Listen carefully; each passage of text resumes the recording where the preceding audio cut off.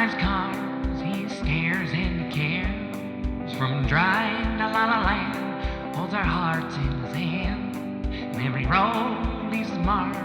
Ryan Gosling lights up the dark. Hello and welcome to Good Boys Gone Bland, Season 10, Episode 9, La La Land. I'm your co-host, Denali.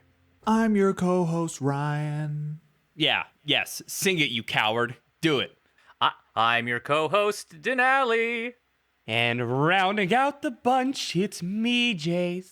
And we harmonize. And we are the Good Boys Gone Bland. I hope that syncs over Discord. Yeah, we can. Well, you can I'll sync the whole rest of the episode to it. Yeah, so we wrote a script for the rest of the episode. This is going to be a musical review of La La Land. And we'll have like scenes in between to kind of advance the plot. This is our first kind of musical that we've watched on the show. Is that correct? I have, even though I'm probably one of the 3 foremost authorities on what movies we've watched. 3, 4? I don't know. Okay, Was I think... Yeah. Clifford a musical? It was a children's movie. I have I don't idea. remember. I have no recollection. Every once in a while, I'll think back and I'm like, fuck, wait, we did watch Clifford's big movie. I think this was the first one. Are you guys musical heads? Or do you guys like musicals? No. You love... okay. Well, okay, I'm not going to spoil anything here, but like... Okay, you did say some of your favorite movies are musicals. Is that correct, Ryan? This movie is one of my favorite movies, and it is a Rock musical. of Ages. You don't like Rock of Ages? That's like the one Tom Cruise movie I haven't seen. Oh, Yeah. Wow. In the Saving Heights? it for the season. I'm saving it for the season. Nope, I'm not a Lin-Manuel Miranda dude. The Lion King. Lion King? Yeah, I'm not Tarzan? a big Disney movie ever. I'm not a big Okay. Disney musical movie. Tarzan person slaps. either. Tarzan's great, dude. Let's be clear. Okay, are you a Sondheim guy? You seem like you'd be a Sondheim guy living in New York. It's like What kind the of like fuck intellectual. does that mean? It's like Steven, like Into the Woods, like that. What is that? Merrily We Roll Along. It's like big, like musical. What is There's been that? a lot of movie You adaptations. know I live in Rochester. Ah, you uncultured fucks. Okay, so Jace, you like musicals, right? Please help me. I Here. think so, yeah. I'm like... You like I'm Rock of amenable to a musical, but I can't name one right now. Okay, you named one earlier, Rock of Ages. You like that? Yeah. Oh, that movie that movie rocks. One. South Park. I think that was like probably most of our first musical that we watched. The South Park Bigger, Longer, and Uncut movie. I like movies about music. I just don't. that's not there's fair. something. It's not like I don't like music. I don't like music in my movies. It's more that there's things about a musical that usually don't make them very cinematic, and in some ways they can be more cinematic because they can make creative decisions that don't dwell in things like, you know, the laws of physics and stuff. Like, they're pretty surreal. Yeah. But at the same time, the fact that they're surreal does kind of lose me a little bit when I'm trying to understand the stakes, you know, unless they go all in, like this movie really does go like all in on the idea. It's hard for me to enjoy a musical. I don't know. I think that's fair. Like, I had a similar barrier. Sometimes I like the idea of someone being so overwhelmed with emotion, they break out into song, right? But sometimes that doesn't ground the movie in a way that maybe some people are looking for when you're watching it. You're kind of like, okay, what's happening here? Does anyone know we're singing right now? You have to be you have to buy off on it. Yeah. Really, right? Because, and we'll get into this movie uses the songs as a narrative element. It really ties in thematically what we're seeing, what the character's going through, etc. And I was thinking about this, and I was thinking about a comment Denali made that Joe doesn't like this movie. Yes, and Joe, I was like, we mentioned last episode, yeah. in the same vein that, you know, you might not like this movie, you have to buy off on the fact that you're watching a musical. In the same way that if you're, I don't know, if you like Batman versus Superman, you have to really you have to buy off like on a comic film. Right? Yeah. In the same way that Ryan's talking about the stakes. Right. You know, the stakes are different when you have characters that could fly into the sun, I guess, if they wanted to. Yeah, we purposely did not invite Joe to defend himself and his opinion on La La Land. So we will leave him to yelling at the podcast machine. and then maybe on a future episode he can defend his character here. But that kind of brings up like my next question is like, do you guys have an ideal musical? Like the three of us are pretty good at pitching ideas together. Like maybe we can design our ideal musical that maybe we'd want to watch, you know, together. Like you mentioned the Dune movie, Ryan. Like what if Dune was a musical? What if he's like killing the emperor, riding the worm, and he's like he has Only like if all it these... was a jukebox musical and they just played hits from our era over the whole thing. You used to call me on my worm sign. Worm sign as like a booty call is really good. Like I really like the idea of also like kind of a sci-fi opera musical. I feel like musicals kind of don't go that direction a lot. You shit on Fifth Element. That wasn't a musical. Maybe if it was, I would like the weird Born Sexy Yesterday musical. All right. I think, can you guys, off the top of your head, think of like a horror musical? Is that something that's untapped? So Jason's like, I hate these teens. I have an ex. My leg's been cut in his trap. Two unwed teens about to have sex. Hope nobody murders us. I think, I think that would be kind of interesting, right? And maybe that's kind of what I mean is that when songs like are put into a movie, there's this injected levity to it. And what I like about this movie is that the songs aren't all happy, and not saying that all musicals are all happy, because there's some musical nerd out there who's gonna correct me and say like, well, in 1989, this person wrote this, and they were going through a divorce, and but like imagine Signs. Signs with aliens. Imagine Signs, but with the aliens. Their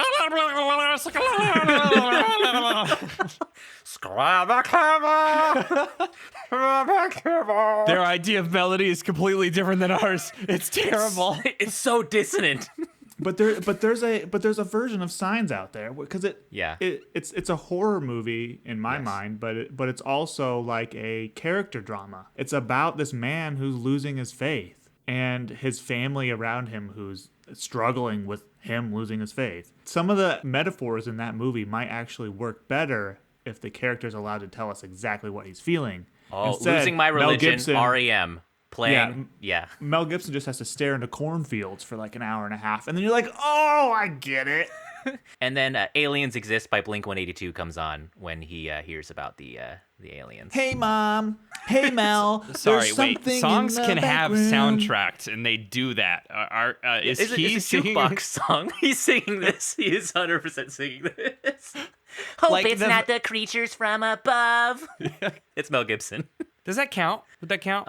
As a musical? Like if Signs was jukebox musical, please, yes. So when you're saying jukebox musical, you mean the musical numbers are all songs that have been written and are popular and they exist. Yeah. Okay. Every movie would be enhanced, I think, if they were I think it would be fun musical. To try to have someone just try to redo a movie that would traditionally never be thought of as a musical. Like, stop. Okay, how about this?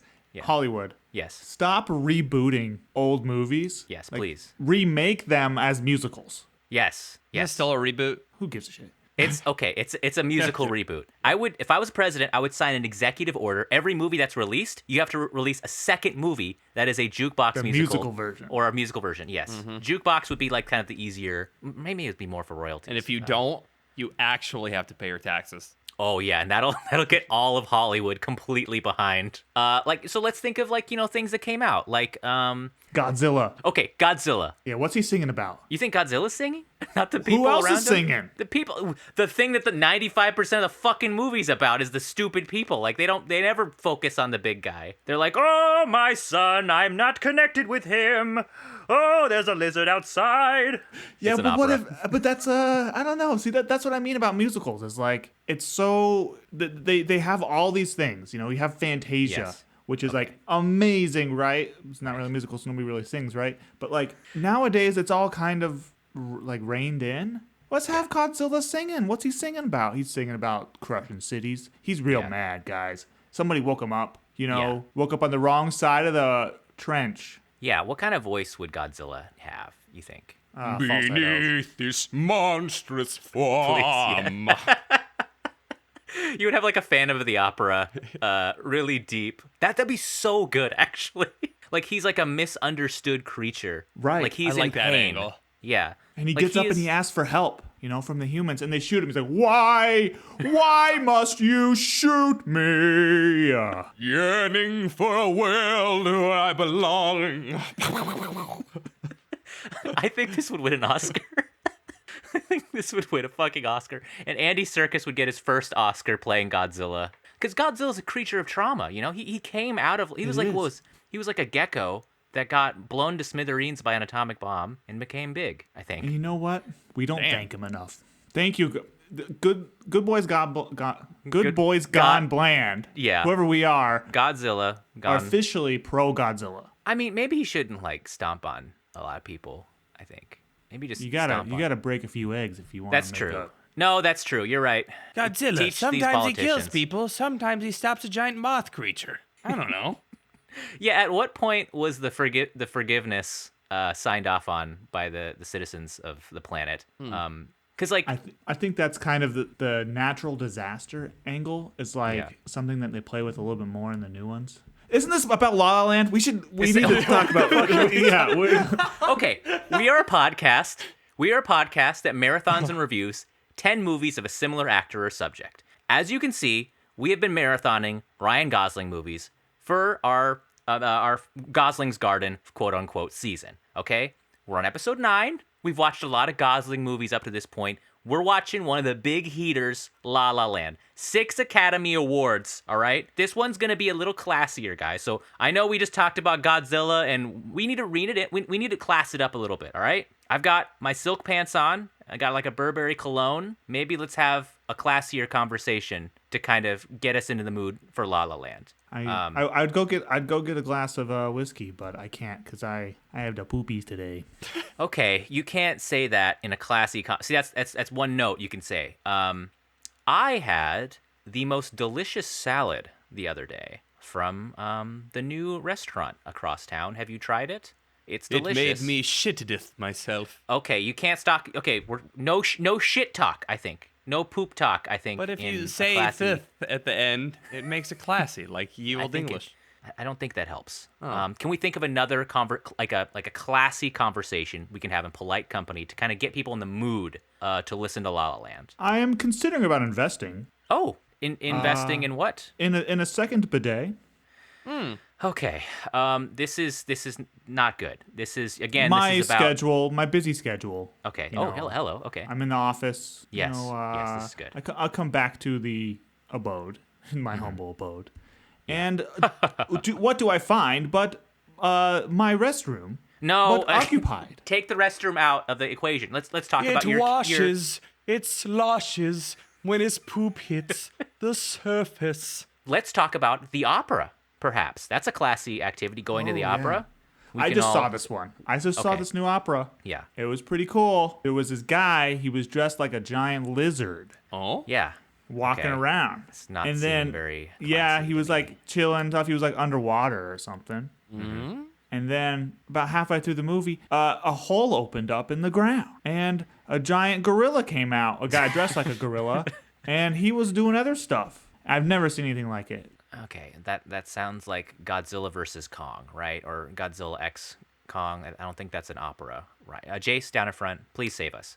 I was reading a sentence when you introduced the bit, and I'm lost. I don't know where we're at. Okay. What are we doing? We're trying to have a classy conversation, for fuck's sake, okay? Why? Like, we need to... You said you were wearing silk pants? Yeah, he kind of just told me to do it, and I just tried to start doing it. You need to listen to others when you're having a classy conversation. You need to, when someone says something, you're supposed to say, that's interesting. Wow, tell me more. When they mention something. In this conversation, Emma Stone was confronted by a guy who wanted to talk to himself about what he was doing, and she just exited. So I think we should do that. Okay, fine. All right. That was fucking hilarious. I wouldn't say that was a classy conversation. He was just jerking himself off. But it was. He was. Folks, enough of that for us. And we're going to start now talking about La La Land, like we promised. So I picked this movie this week. At this point in Ryan Gosling's career, we're looking at peak Gosling here. I think we're looking at the apex. This is where his powers are being used completely. And La La Land came out in 2016. And it's about, what can I say? Ryan Gosling plays Sebastian, a cool jazz-playing guy in modern-day Los Angeles who begins kind of like this mutual relationship of a romantic sort with Mia, played by Emma Stone. said that in the weirdest way I could. Who is an aspiring actress. She works in Hollywood trying to break into the scene. But these two kind of meet in a strange circumstance, and throughout their relationship, they're encouraging each other and kind of building each other up to achieve their goals. Things happen to pull them apart, and they're trying to just navigate the crazy, cutthroat entertainment environment of LA. It's a musical. These two are singing and dancing. This had a lot of headlines. People were talking about a lot of this stuff was filmed live, like they were singing in the scenes. It was a really big deal. But I wanted to run through with you guys. This came out December 9th, 2016. All right. I'm going to do the box office game, particularly because we were in the movie scene at this point. All right. This is like movie watching apex in our careers. Jace down in front. I don't think I watched this movie until 2019. That's okay, because this movie premiered at number 15 in the box office. A lot of people didn't watch this until later. Okay? What? It won like 7 Oscars. $450 million. It did. It premiered number 15 So on this word thing. of mouth, I guess. Yeah, I think after the Oscars, it kind of blew up a little bit. It doesn't even crack top 5 on this. A lot of other movies are on here. Number 1 is a comedy that I do not remember. Do you guys want a hint for this thing? If you don't remember it, then yeah, just give us a hint. Okay, wait. 2016. 2016, number 1 in the box office. Stacked cast. I'll say some of the cast. Jason Bateman, Jennifer Aniston, T.J. Miller, Kate McKinnon. It's a comedy about an office. I don't actually think I know who Jason Bateman is unless I Google him. He's from Arrested Development. Okay, this is a holiday-themed comedy about the office. If you guys can't get it from that thing, I have no clue. With Jennifer Aniston? I know, this is a huge cast, all right? And I keep going, it's like Olivia Munn, Vanessa Bayer. This is Office Christmas Party. Oh.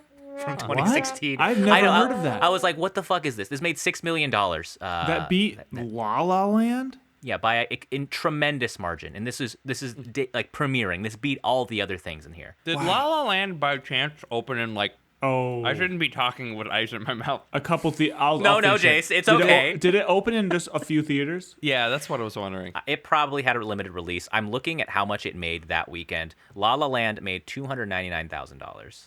Yeah, so that was a select thing. That's true. I think it had a wider release later on. But it's fine. The game can continue. It's fine. I saw this at a small theater, personally. Okay, number 2. This is a Pixar movie. This is big. You guys know this. Toy Story 4? It's not Toy Story 4. Inside Out. It's not Inside Out. I'm afraid to give Monsters you more University. hints. The very mid sequel to Monsters, Inc. You don't got to throw shade on Monsters University. It wasn't very good. You can just let it go. It was okay. Well, it's not. It's out there. Yeah. We haven't reviewed it as a team yet, so you saying that kind of fucked up. It's kind of a spoiler for a Monsters season. A Pixar movie. Yes. I don't know. We need more. Okay. It takes place on an island. Moana? Yeah, it's Moana. Jesus Christ. Okay. Good All right. job, You guys are not Disney bros. All right. That's okay. Moana didn't beat that movie. Office Christmas Party. Wow. Moana was its second weekend, but no, it's insane to me. Okay, last one. Number 3 in the box office. This is a certain prequel sequel to a massive franchise. Think about one of the biggest fucking franchises in our lifetimes. It's not Logan. Bigger than X-Men, all right? And they made a prequel series that wasn't very good. And it's a certain fantasy series where they made prequels. The Hobbit. It's not The Hobbit, but you're very close. That's a really good guess. Star Wars. That's also... yeah. You guys are in the same fucking vein. Prequels. And I can't believe you guys can't find Star it's a fantasy series. A fantasy series. You know, with Fantasy, magic. Popular. Is the original beloved? The original is very beloved, vehemently so. So much so that I think it blinds them to serious fucking problems. Oh, Mummy. Fantastic Beasts. It's Fantastic Beasts and Where to Find Them. The Mummy prequels, excellent. But yeah, that's the box office game. A really shitty box office for 2016, folks. You guys mentioned you've seen this movie a couple times before. Is that right? Yeah, this is like in my top 5. I Regular saw rotation, this movie in theaters in December 2016. Wow. So I want to say that this movie is in my favorites, and it's the only musical that's in my favorites, but not necessarily because of the movie itself, but the impact this movie had on me. This is probably the most like kind of butterfly effect a movie has ever had on me, because at this time I was deciding on which law school to go to. And my choices essentially were to stay where I lived in Oregon and take the kind of like the path that I knew, or move across the country on a whim and like shoot for the stars. So that was pretty big. And I was having I had a few months off, and I was just kind of chilling, and we watched this over the holidays, and I was like, yeah, I need to go. I'm young once. If I'm ever going to make a big change in my life, it needs to be like now. So you stayed in Oregon. You swallowed those dreams. And so this movie really, like, the whole point of this movie is that you can follow your dreams, and it's okay to do so. And you can be scared of failure, and you should take the roads where failure is an option. Because if you never fail, you never tried. And that was pretty big for me. And the idea that I could kind of restart my social life was probably one of the more things I was more anxious about, and just kind of putting all those worries away and knowing that other people feel this way too was pretty big. I mean, I was only 23 or so. So yeah, I could see how this could be a formative movie for someone. It's very affecting, and that's really cool that you had that reaction to. I think you might have like told me that maybe personally before too. Like that's really cool to hear. It is also funny that like Mia was running away from becoming a lawyer, but you took the movie and then became the lawyer. And that I mean, there's definitely a romanticism of the path that I chose. Like the idea in my brain. No, I mean that's your that's but the idea in my brain was the path, the shooting for being a rich fancy person, and not where I ended up. But at the same time, that's the kind of the point of this movie. Is that as long as you chase your passions, then you're going to be happy. So I didn't necessarily chase my passions. I'm not necessarily happy. But like the road I took was the right road, I think.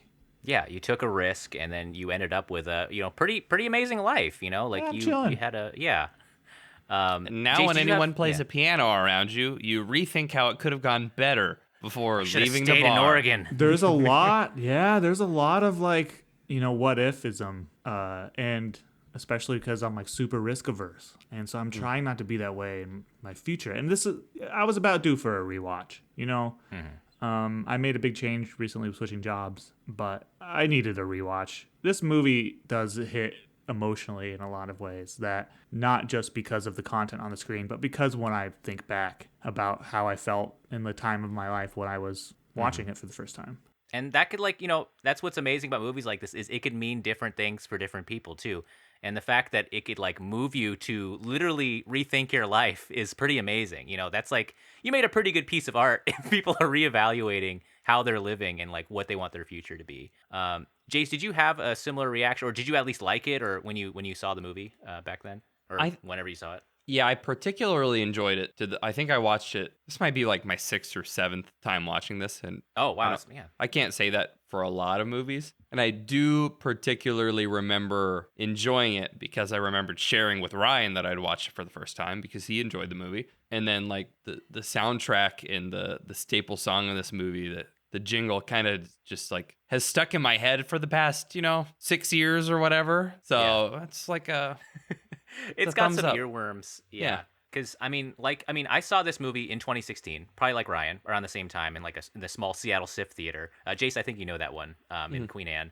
Yep. But like, I haven't seen that movie since then. But still, every once in a while, I'm like, ba ba ba ba da ba da, or just another day of like I saw it once, like almost 10 years ago, and it's still in my head. And I think there's some there's some bangers on here. And rewatching this, living, obviously, I'm gonna do this again. I'm living in LA again, and then watching this movie and seeing how fucking LA it is. You guys spend like 1 week here, you're gonna be like, oh shit, that's in law. You'll see like all these things in here, and it's one of the most LA movies I think I've ever fucking seen in my life. Obviously, it's called La La Land, but the opening of this movie, just Los Angeles land. LA Land, and people call it La La Land. It's actually a pretty clever name. Yeah, La La Land, because like the city is called La La Land because the initials are LA, and also it's like the town of dreams. Yeah. So like I think it's pretty clever. It is actually called Los Angeles Land, the official title of this movie. Yeah. They shortened it for the Oscars. That's how they penned it. And stuck. It opens with a traffic jam. The radio says it's a hot 84-degree day, and the letters winter goes over it. And like when you're in the theater watching this shit and you see like 100 people come out of their car in one single shot and they fucking start dancing on the cars, holy fuck, man. I was locked in. Dude, all I could think about was how they made, like, on this watch. I was like, man, how did they film this? Like, you could kind of tell that you could catch the edits, you could catch the cuts, but it was such like a, I don't know, the free spiritness of it. It feels like they really captured energy with that, and the way that the cameras were moving and everybody was like actually outside, and it just felt, at one point you could see the shadow of a boom. Oh, I didn't nice. The camera, you could see the shadow, and at that point you're just like, you know what, this is so complicated. The sun exists. It's going to be casting a shadow. We're just gonna have to live with it in the shot. And things like that are okay, because that's not the point. The point isn't making like this thing that's perfectly confined to the square on your TV screen. The point is this grand, over-the-top maximalist production. And they squeezed everything they could out of it. And if that requires getting a little bit of a shadow in the shot, that's okay. Like, at a certain point, you're like, we reserved this whole stretch of highway for like $100 million. I don't know how you can get 100 people to just work that seamlessly too. Like, I can't trust 100 people to not, if you hand 100 people a milkshake and tell them nobody spill this milkshake, someone's going to drop it on the ground within like 30 minutes. So like, to have people sliding across the hoods of cars, like one guy on a BMX bike and another guy doing like flips, and then they like open a truck and there's like a band playing in there. It's just an insane fucking production, made for like such a small budget, because this thing was made for $30 million. Wow. For something like this. Granted, this was in That's a surprise. 2015. $1 in 2015 is about $25 now, but it still is a pretty amazing feat at the time. But it kind of cuts into Ryan Gosling. He's the first, I think, character you see in the film, like legit named character, which I should have included in the meter. I feel like he's usually the first guy you see, and he's sitting in the classic car, wearing a classic outfit, listening to jazz on a tape, which I think is a vibe. Being really like repetitive. Yeah, he's listening and to one kind part, of anal about it. Out. He's just like, gotta listen to that part. And then he's right behind Emma Stone, which I think is great. Like, she's in the Prius, she's on like her iPhone practicing a line, and then she does like this LA thing. It's probably in any city, but it's like where someone's not paying attention, everyone pulls forward and you honk, and instead of spending their energy figuring out why they're honking at you, all of the energy is spent towards reacting to that person honking. Be like, fuck you, you fucking asshole. It's really annoying. Go fuck I hate yourself. it when people like will run a red light. Yeah. I'll be a pedestrian trying to cross the street, and they'll just run a red light, and I'll raise my arms like, what the fuck? Yeah. And they'll honk at me. Yeah. After.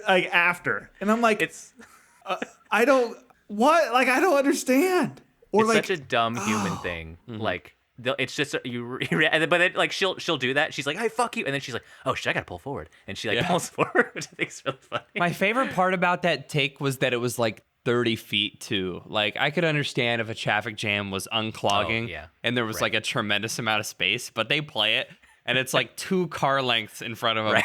So you just like, as soon as he closes that distance in this scenario, they would have been right next to each other. Right. And like. That is also accurate too, is someone fucking laying on their horn because you're not going forward 1 foot. And what you see, kind of this great scene of Emma Stone auditioning, and I think it kind of encapsulates the rest of the film for her, where she's like giving this amazing performance. I think this is like a great, like one of her best of the whole film, where she's like pretending to give this great performance in front of like the casting director, and they take a call. And I heard Ryan Gosling said that actually happened to him. Like, that was based on a real thing that happened to him in an audition. And I it's think just it just sounds like hell. The idea that there's all these people who are chasing their dreams, and they get blessed with the opportunity to audition, and then they go in there, and the people who are doing it are doing to like 100 different people, and they just don't give a shit about every little one. Denali, do you ever feel like that? I know you don't do auditions because you just do extra work, but like, is there kind of like a jitter on set sometimes with people who might have speaking roles who are like, this is my big break, I have to do it? 100%, especially for people who have like a quick bit part. Like, I've been the companion for some people with like a like an actual speaking role. I've been like the camera guy for like a reporter. And like one of the ones, she was like a reporter for a scene, and I remember she had like one line where I think she was like, "Did you do it?" And like I'm like with the camera, and she's like guiding me over, you know. And then I remember like in between scenes, she's kind of like, "Did you do it? Did you fucking do it? Did you do it?" Like she was kind of like really trying to key in, and that's really like common to see. Is like all these people being like, "Oh fuck, I gotta really nail this thing in one." And sometimes the AD will be like, "Could you say that a different way?" And they're like, "Oh yeah, absolutely, yeah, totally." And then they're like, "Oh fuck." Like they like it really affects them. And like you talk to people who are doing extra gigs, like who audition all the time, and they'll talk about like how like abusive, how like, you know, terrible some of these processes are. And they call it, you know, you've probably heard the term cattle call, where it's just like they'll they'll call in like 200 people to audition for this one bit part. And it's like they'll like imagine standing in a room full of 200 people who look exactly like you. Same build, same hairstyle. You guys are all wearing the same shirt because they asked you to. I should be so lucky. Right. You feel completely dehumanized. All of your individuality is sucked out of you. But you do it. You do it for a sweet paycheck and for a chance to be a milkshake man number 3 in front of the camera. Maybe one day I'll be doing this dehumanizing process too. I really thematically through this movie, I don't know what to call it, but the wardrobe is very distinct in that like a lot of the characters are dressed, I don't know, monochrome. They're in their like one. It's kind of like the scenes are set up like color block. They're like each character has their each individual outfit. Right. And you see like that really strongly in the opening, and then it's continued whenever you have like unique individuals. But you know, going back to that, like the one time we see people all in the same outfit is when the auditions are occurring. Yeah. Like Emma Stone. I think they're all wearing like the black leather jacket. They're all red haired. And she's just like in the elevator with them, which I think's so good. Yeah. So you see the night out, like what you're talking about with Emma Stone's with her friends. They're all in the different outfits. And you hear the refrain that like fucking breaks my heart every time when you rewatch this movie where Ryan Gosling is playing that piano riff and they see each other. Oh man, that shit was fire. This movie to me was like the culmination, I think. And it's same with a lot of people. Like, you see Ryan Gosling and Emma Stone in these 2 other movies that maybe aren't so great, but everyone's talking about the chemistry, all right? This is like Tom Hanks, Meg Ryan status. And you finally get a movie where it's good, all the pieces, and it's all about their romance. It's not a side thing. It's like, it's about them. And watching this and watching that scene and everything, I can understand why people are fucking furious that they're not together in real life. I think they both are very like, they're kind of like actors. Like when you think of them as like, yes, this is a person who their job is like acting. So when I see them in a movie, I'm usually not expecting like musical, you know, sort of. And so that's something that I really like about this movie because I can get 100% devoted like into the scenes when they're just talking and when it's a normal movie, not musical. But they're talented enough and the music writing is just amazing. So like you can do the same thing when they're doing the songs. A lot of musicals will be like, okay, I can get a snack. It's a song. That's a huge sin in the musical. Like I'm sure some people just cringe. They're like, I don't give a shit. I leave when they start. Yeah. I kind of do but this movie, the songs are so impactful that I want to watch them. And it's not because there's a few big numbers in this movie where that are like spectacles. They're like classic musical scenes where like it's several minutes long and that, you know, they go dancing and around town and yada yada yada, like montage almost. But there's a couple like character songs that are just Ryan Gosling walking along on a pier, and those kind of set the mood for the movie. Like that's like kind of the heart of the movie is, you know, the City of Stars kind of idea. And you can watch this movie in essentially with the sound off. And that's something about musicals that you normally can't do. Interesting. Like you would still know what's happening, like with it'd just still visuals, be good, right? Like yeah. But like you kind of see in this movie their relationship grow between each other, right? It starts out antagonistic, like any good rom-com does. I think it's best when there's a little heat between them. Ryan Gosling is totally abrasive and pathetic in this movie. Every time I think Emma Stone has kind of the upper hand on him in these situations where he's kind of in this thing that's kind of embarrassing, right? And even that scene at the 80s party where she kind of requests all these embarrassing songs for him to play, it's such a fucking great scene. He kind of comes at her with like, you shouldn't make a serious musician do something like that. And he's fucking serious. Oh my God. Like, which I think I is did so not funny. like his character, his pre-them dating character. Yeah. Very much at all this watch. I was like, If okay. it wasn't Gosling, Yeah. he'd be an incel. Like, I you would didn't hate get, him. Yeah, I didn't quite get that on my first watches. I didn't get that he was an annoying gatekeeping prick. Like the first couple times, I just thought, oh, he's really passionate about it. But he was literally saying to his sister, oh, does this person you want to set me up with like jazz? No. Well, then what are we going to talk about? Right. And Yeah. the irony being later that Emma Stone doesn't like jazz and they fall in love. So, It's clear that he's very antagonistic. Mind you, he's being a little self-serving. He doesn't want to play Christmas jingles when he's in the restaurant. But later on, with John Legend's character, we cut from them doing a rehearsal where it seems like Ryan Gosling is playing along and he's playing the music. We cut to them having a conversation afterwards. John Legend's character is like, "You're such a fucking ass, man." And realistically, what we're built up is there, like with a critical eye, you look at this and you realize that Ryan Gosling's character, yes, is kind of an asshole, but they're not spending like precious screen time, trying to drive that home, I think. And I think it lets the first time viewer view him as more likable. I think you're totally right. I agree. Jace, also, I love that conversation. It's one of my favorite scenes in the movie because I think the writing is like super, super tight. And With John Legend. did you notice that Ryan Gosling never talks? Yeah. In that scene? Oh, so he just kind of nods. He does his nonverbal thing. He does. Yeah, he doesn't even. Yeah, he just doesn't He have says so any much reaction. And with so his John face, yeah. Legend is like talking to himself essentially, and John Legend will be like, "Yeah, I know. I said that too." Yeah, And yeah. Ryan Gosling like won't have said anything, and it took a long time for me to register what was happening. If Ryan Gosling if he's in like a silent movie, I feel like he would communicate so much with just his face. He's so good at facial acting. John Legend's great in that scene too. Like, also, I'm like totally, I mean, John Legend brings up such a good point in that movie when I think it's kind of slightly the director talking to the audience too about kind of the art form. This is a movie that's kind of talking about traditionalism and kind of bringing it to the future too. And people talk about this too, like with modern rock bands, like so many bands, Greta Van Fleet, but like they will mine 70s shit or like old cock rock from like AC/DC and then just replay it without actually adding anything new. And any band that kind of adds some new elements or experimental elements, there's going to be these old heads who are like, oh, that's not fucking rock and roll. That's like rock with pop or rock with like all this other shit. Even within shoegaze, everyone's mining My Bloody Valentine without, and so when you have bands that pull forward, it's something you see in every genre and every art form. You're going to have traditionalism versus innovators. And he has such a good line where he's like, these guys you like were innovators. You're never going to fucking be like them if you just keep digging their shit. The quote I wrote down from him was, "How are you going to be a revolutionary if you're such a traditionalist?" Right. And I'm like, oh, that's some John Legend wisdom I gotta write down. Do you think they just put the camera on John and they were just like rolling and they're like, oh fuck, was there film in the camera? Jesus Christ, this guy's a genius.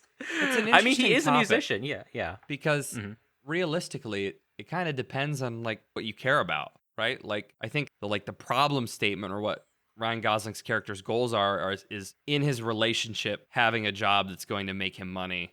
And at the early part, it's so he can open his own club, right? And the message there is what you're doing right now is fulfilling your dreams of being like those guys that are traditionalists. But right now we have an opportunity to do something that's revolutionary, that is going to make us popular, that's going to make us money. And like, I don't know, if all he wanted to do was sit and watch dudes playing jazz at the lighthouse, playing to 90-year-olds, which is a line like, It is like interesting. You see, I mean, not to jump to the end, we don't have to, because there's a lot to talk about, but like there is an idealization that kind of comes at the end where you see like the path he could have gone on if they wanted to stay together. And you see like he could have just kind of put the club thing on pause just for a little bit and went with Mia to Paris and maybe just play in some clubs and kind of figure a different path out that didn't require for them to be pulled apart and then, come back to it. It makes you kind of think about that too, where it's like, what did you sacrifice here? Was the traditionalism worth it? Are you just kind of doing it for your own vendetta and it's not really actually doing anything? Wouldn't that Anyways, because that would have been the route. That would have been like his traditionalist route. If they had survived long enough in their relationship for him to go to Paris, then he could have done the thing that he was originally loving.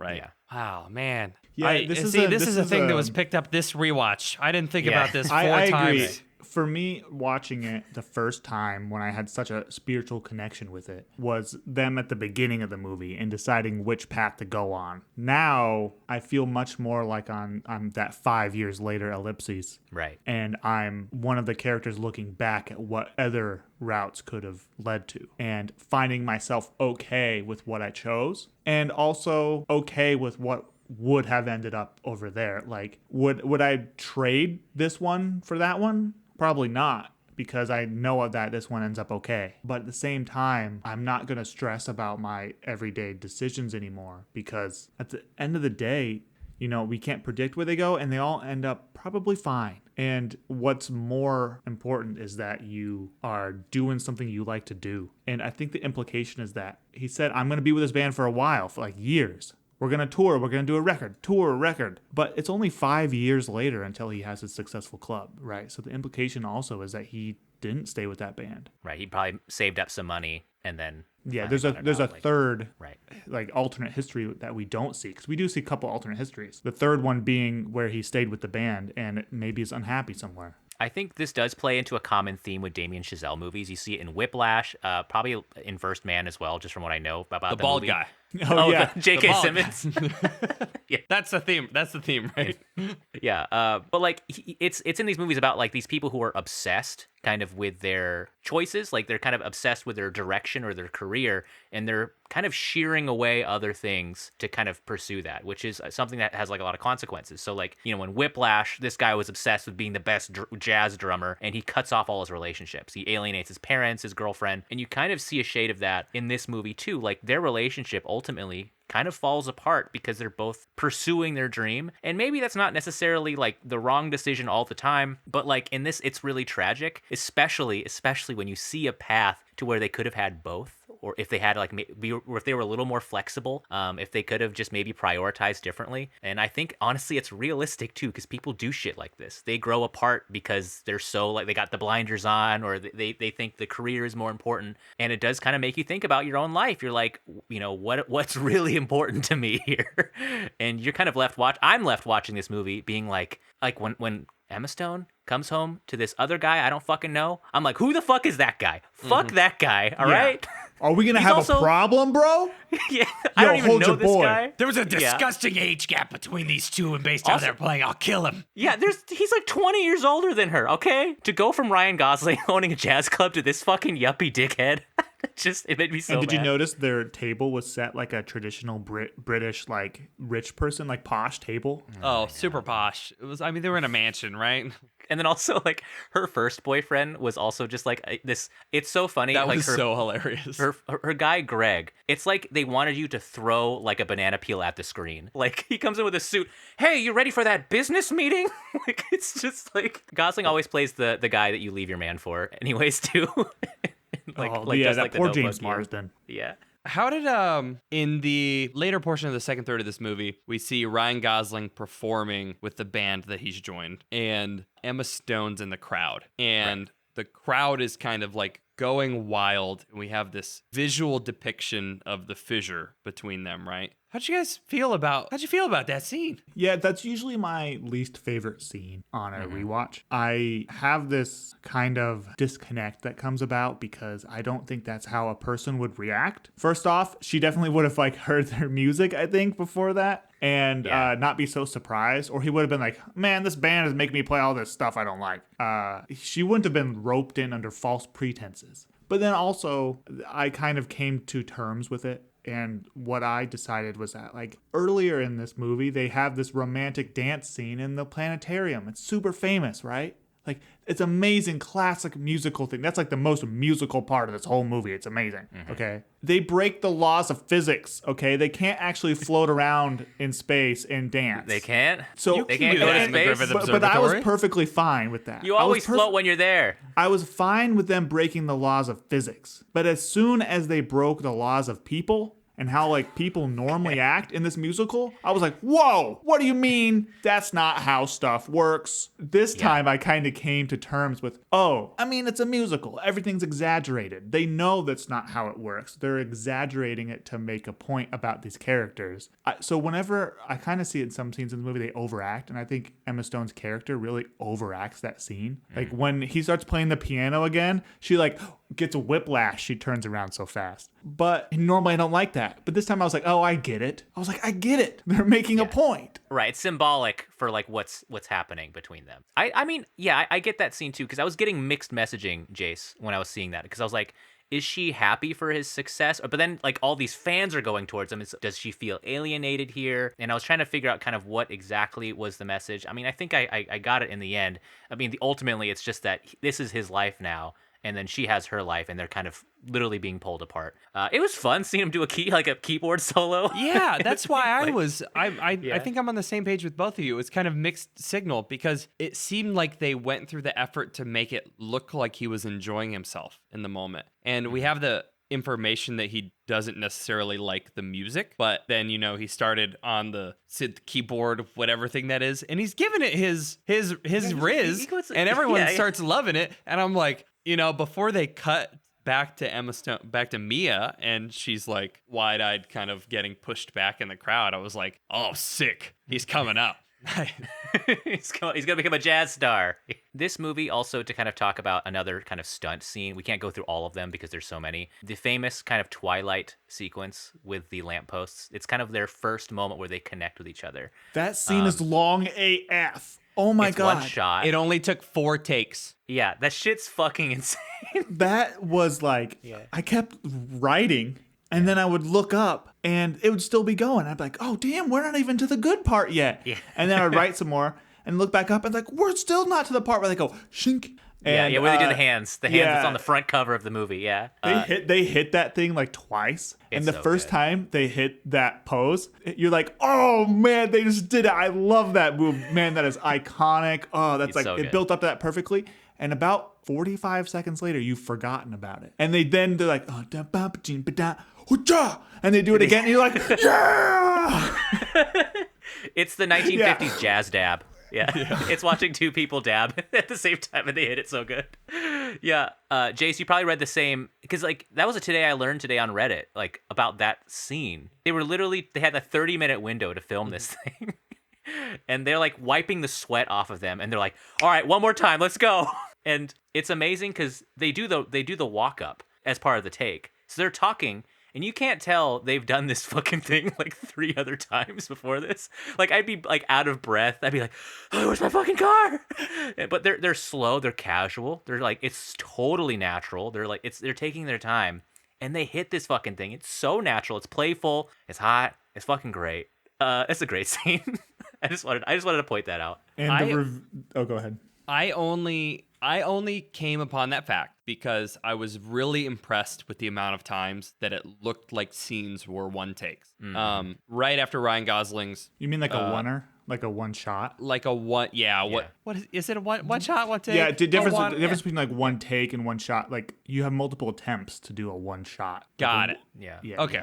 Yeah, so I mean, in the sense of the scene is no cuts, continuous camera movement.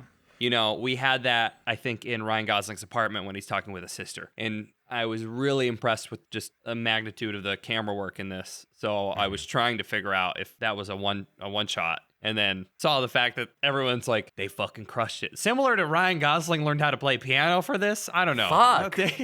This guy makes me furious. Like, his insane talent. Like, he played all the fucking parts, and he sang this thing. And then so did Emma Stone. Like, this was the movie for me. Because, like, Emma Stone's pretty big at this point, too. But seeing her in this movie, I was like, oh, shit. Emma Stone's, like, a serious fucking player. Like, she is, like, A-list. Like probably one of the best fucking people in the game right now.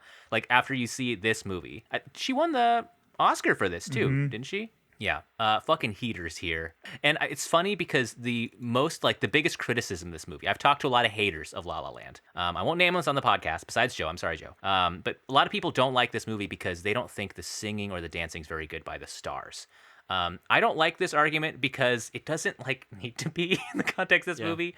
I also like the imperfections because you guys mentioned the scene where kind of they're, Ryan Gosling and Emma Stone are singing together in their apartment, on the piano. It's stripped down. And it's a live scene. They're singing for real in that scene on purpose. It's not in the studio. It doesn't sound compressed or EQ'd or auto-tuned or anything. But some of the notes, they don't hit 100%. Like, some of the notes maybe kind of wobble a little bit. Fucking raw. It's raw. It adds to the scene. It seems like they're acting in the fucking movie. Yeah. And honestly, I wouldn't give a rat's ass if these were two people I didn't know in this movie. No, and it's gotta be them. And I think that's a big part of it is like Yeah. musicals and the fact that it's dubbed. Like, I know that a lot of things are dubbed. I talked about this already, but like musicals come from like the idea of like live theater, which is really should not be dubbed. Like, if you're dubbing live theater, something's gone way wrong. Yeah. So the idea that the singing here isn't perfect because they're doing some of it live is what makes it better for me too. Like, yeah, it would probably sound better and would probably be more traditional musical if they had people who couldn't act as well but could sing better. Fuck that. And I'm like, no, the musical part is my least favorite part of a movie. I want the movie part to be good. Right. And I think this movie strikes the right balance of that. I agree with that 100%. Like, you don't need like Eddie Van Halen literally playing the guitar if you're having like a guitar movie, or like, it's just like there's other things that are more important in a movie like this. And it's fun to have Ryan Gosling here because he does some amazing. He's amazing. It's He'll be charisma. like, she'll be saying something like, "Oh, I don't know about this concern. That's a very rational," and he'll be like, "Pipi caca." Does he say pee caca? What did he say pishy caca? It was. I don't know what he says. It sounds like he said pissy caca. Yeah. Surely that's some obscure jazz term that I'm not privy to. I am a phoenix rising from the ashes. He has good lines. Yeah. I like when he's at her house towards the end of the movie to convince her to come back to LA and do the audition. She's like, "I'm not going." He's like, What? This is a good scream. He got to scream in. Yeah. And it's just so, I don't know, the way that he does his physical acting, I think it just makes the movie for me. If it was someone who was a lot more like dull, and Ryan Gosling is dull, but he's dull on purpose. He's like a grenade. And like, it's not exploding. There are pins in it, but it's still exciting. To talk about his physical acting you guys mentioned, I think one of my favorite like portion. I mean, there's a lot of great comedic acting I love in this, but like there's a scene towards the end. We're kind of building towards the end here, but like you see Ryan Gosling when 5 years later after they've split up, right? Emma Stone's with their other partner. They're going to the jazz club, and when he looks up in recognition, sees Emma Stone for the first time, you see this combo of kind of like melancholy, longing, surprise, like kind of a kind gaze of like recognition, all in like 3 seconds. Like you see his eyes go into like 5 different places, and then you see Emma Stone's does it at the same time, and both of these people are just communicating just with their faces, man. And it fucking works. Yeah, they have a conversation from across a room, and everybody's looking at Ryan Gosling, and nobody's looking at her, but they're talking to each other essentially. Oh man, the leaving the club last, like the tension and the both of them probably processing what we just saw as a musical note, and then the final break in Ryan Gosling's stoic stare to a smile that it's like, I'm happy. Yeah, don't worry about me. Good. It's just worked. like, oh. And I was the best. Yeah. The idea is that at the beginning of the movie, we saw them. She walked in on him playing piano in a bar or like a restaurant, and getting fired for not playing just Jingle Bells. She walks in and she's like, "Oh, I'm gonna have this like I'm gonna talk to this guy." And as he's walking up to her, she goes, "I just heard you playing, and I want you to know." And he like runs right by her, and she's sitting there stunned.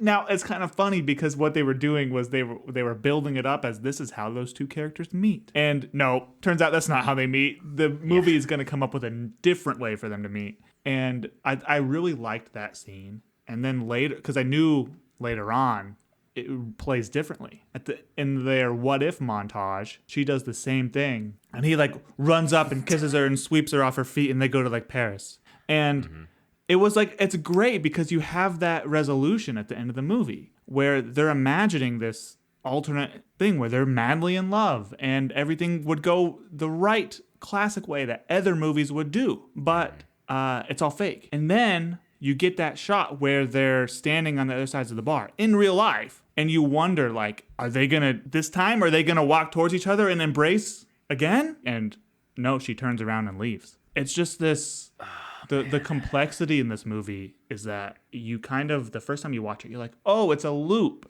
I kind of get it. There's another young like she's in the background when a famous actress walks in the coffee shop. And at the end of the movie, she's the famous person walking in that coffee shop. And there's someone behind the counter and you're like, oh, that's going to be in someone who's famous in the future. It's kind of a joke, right? Yeah. So it seems like a loop. It's like a cycle. But it's really not. It's more like something that's stitched together because that story's happening in the background the whole time. When they're walking through lots, where they're shooting movies, there's the famous actors like off there. And so then when you are later watching her shoot her movie, there's probably people walking around in the background that are not part of the production who are having their own storyline. The movie is so complex that you can imagine what characters who aren't part of the movie are doing. And that's something special. Not a lot of movies can do that. Yeah. I was to speak about that recursive loop. I had the same like stupid ADD brain moment too. Like you have this the scene where it's like the idealized relationship between Ryan Gosling and Emma Stone, but then like it all of a sudden he's in the place of like her husband, and they're driving to the jazz club, and I'm like, who the fuck's gonna be in the jazz club if he's there? And it's this other guy, and I'm like, is that her other husband? Wait, what the fuck is happening? And then it's like, are they gonna just keep going in circles? And what if the rest of the movie was just 6 hours of just that scene just in a loop of just with different people? All this stuff is kind of built around this conversation that they had on the bench, which is a heartbreaking conversation. And it's kind of encapsulates why they split apart, was that the timing kind of wasn't good. They couldn't just line up their lives with their careers. Like they're both on the cusp of achieving everything they wanted. She's about to go to Paris. He wants to open the jazz club in LA. They just can't make it work. And they tell each other that they'll always love each other. They'll always hold that. And Damien Chazelle said he wanted to make a movie about two people, or like meeting someone who's going to change your life, but you can't necessarily stay with them. Like you meet a certain person at the right time and they make everything happen for you, or your life is kind of set on a completely new path. But maybe they're not the person that you're meant to be with forever. Maybe it was just for that moment, which is a heartbreaking, compelling concept. And I think, to wrap that up with the montage at the end, holy fuck. I don't think there's a dry eye in the theater when you see something like that. In my headcanon, thinking about this like post, I would love for them to be like very good platonic friends. Like, sure, yeah. Super famous. He owns a super nice jazz club. It's like they're, and what they said that, they would always love each other. It's like, in my mind, I'm hoping that like, he's like, hey, my kid's having a birthday. Or she's like, come play. Come on. We need some live music. Yeah. I would hope that for them too. If I was boring ass yuppie Greg though, and I knew that she had this cool ass beautiful boyfriend who has a jazz club, I would feel so insecure. It's like, look at this guy. He's better out with Sebastian again. It's okay. I'm about to go to a business meeting. It's like she ended up with Greg again. That guy fucking sucks. The guy who got 45 seconds of screen time. Fuck that guy. Fuck that guy. This movie has hypnotized me. Okay, should we get into the meters for this thing? Yeah. The Gosometer. How Ryan Gosling was this movie? Yeah, I'm going to go down the list real quick kind of before I get to the thing. So this takes place in LA. Check for the Ryan Gosling meter, all right? He has one good scream in this movie. Check, all right? There's no horny shirtless scene in this movie. I think it's better for it. So it's not going to get a check there, but I think that's fine. It's going to be an invisible check.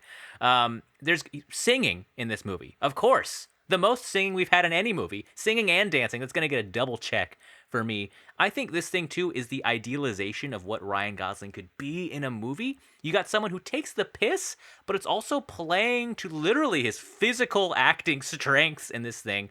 His delivery's great. You got comedy, drama, romance, these things that kind of work really well for Ryan Gosling as a character.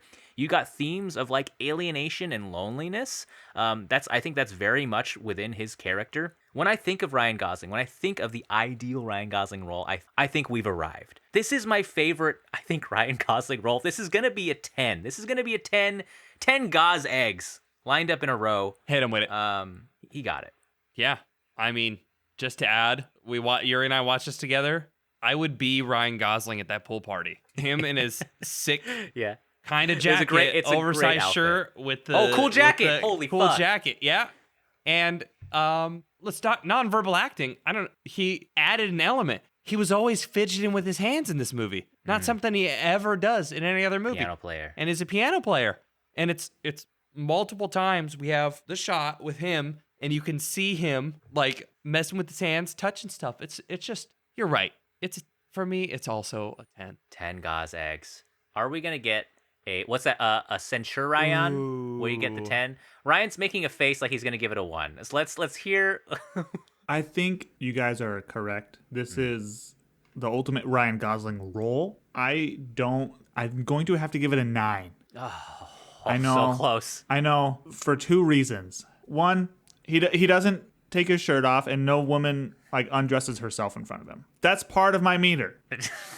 It just is, because it happened a strange amount of times at the beginning of this season. Okay.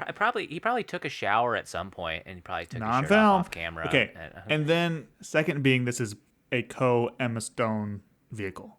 So he's not in every single scene. Not that he has to be, but the quantity isn't 100%. You know, this isn't Liam Neeson and Taken. It's like a good portion of the movie is not about his story. Right. So I think a 9 is fine. It's comfortable. I'm not going to go down to an 8 because the quality is just amazing. You guys said everything. He's just flawless, I think. And that's all I have to say about that. He's just flawless. He's flawless. So a 9. If someone who's a Ryan Gosling fan doesn't want to watch this because there's Emma Stone in it, they're fucking wrong, okay? They are fucking wrong. Movie meters. What do we think about this movie? So this movie, I think, has a lot of legitimate criticisms. Like, I think, some people criticize the singing, the dancing ability of the leads, and other portions of this movie, too. They think certain things can be punched up. Also, just like, I've heard criticisms about the musical numbers themselves. Some people don't think they're very good from a compositional standpoint. They're not very memorable. There's some, like, complaints about kind of Damien Chazelle's hyper-stylized directing in this movie. I just want to say, I think they're all fucking wrong. This movie fucking rules. I love this movie. I think it delivers on all levels. I'm going to give this thing a 10. This is a fantastic film. I understand all of its accolades. I know why it got the Best Picture nom in one of the most hilarious Oscar moments of all time. This thing was ground zero for the Moonlight La La Land fiasco. Granted, Moonlight definitely like deserving win. Everyone should watch Moonlight as well. This is apples to oranges, though. I think this is a case where comparing art pieces is kind of like a stupid practice. It's completely different. This thing, yeah, like I felt everything it wanted me to feel. I was yelling at the screen at this guy I don't even know. This probably a happy marriage that's perfectly fine between Emma Stone and this guy. I'm furious with him. This movie has me so invested.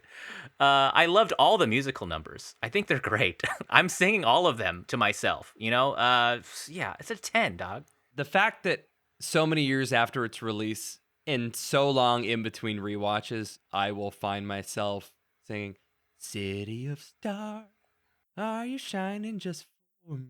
And like, I've done that by myself on a river while fishing at a time that I can remember. Yeah. And it just shows that it had impact. It was interesting. I haven't watched this realistically since we started the podcast up until now. So it was interesting kind of rewatching it with more of a critical eye because, that's not how I used to watch movies. And I think that I really this time kind of focused in on the fact that every time they start singing, it is to continue the plot. And it is a way for us to have like an additional layer of enjoyment to the film, I guess, or a way of presenting these characters' emotions. And it does it in this kind of like really ethereal quality. Like the scene in the observatory is really fun. It kind of comes out of nowhere. It's kind of magical. Upon rewatch, I think this is a movie that, sometimes can be slow because it's 2 hours long. But the fact that I can be as invested as I am, like 6 rewatches in, and then reimagine and rethink about what I think about it. The film, it's just like, it's phenomenal. It's a good movie. It's a great movie. I'm giving it a 10 as well. Woo! It's up there. Yeah, I'll come out and say this is probably my 3rd or 4th favorite movie. So I'm going to give it a 10. Oh, thank God. Oh, yes. I know, it's been a while. The Triple Crown. All right, we got it. I think going on the song critiques of it, I completely disagree. Obviously, They're bangers. Yeah, they're good. I mean, what are you talking about? And also, The reason I enjoy each song is that they have their own like story beats. Not only like something happens in the song, because like might take other examples of like Disney movies where that happens, but the good ones in this movie are ones where the conflict varies over time. It's not just you pick one tone and you make a song about it. You know, like in a Disney movie, you might have someone being like, oh, my life's really sad and yada, yada. This is a song about me being sad. And then later in the movie, when they get happy, they'll be like, now there's a song and I'm happy now. In this movie, they'll like the progression, the character's actual progression from sad to happy will happen via song. And that's something where it's a little bit special. I don't know. It's to me, it seems like there's a lot more thought put into this than just, hey, we got a room full of people and we need some songs, man. Also, like the message is just that, you know, you can hang out with people who aren't like you, and those might be the types of bonds that are the strongest.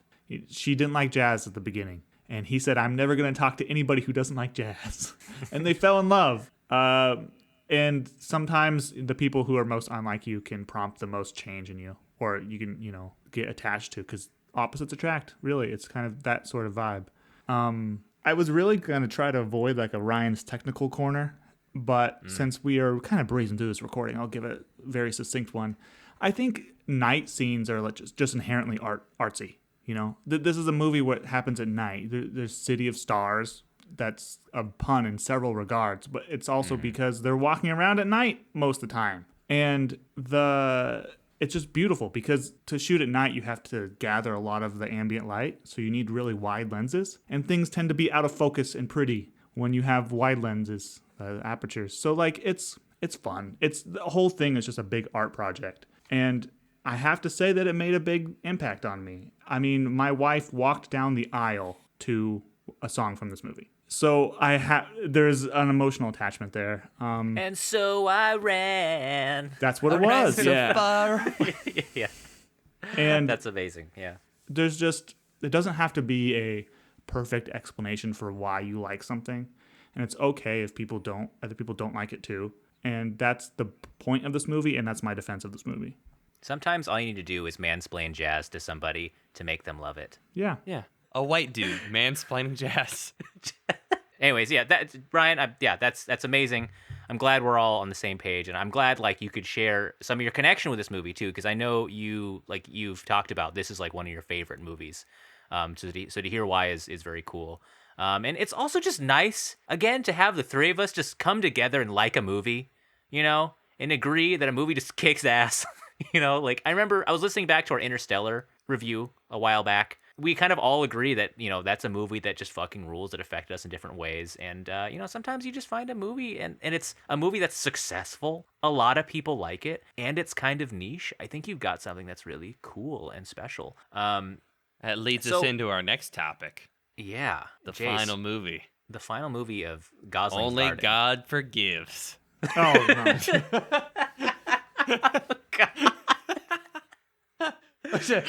We're watching Barbie. We're watching Barbie. And this is also kind of special.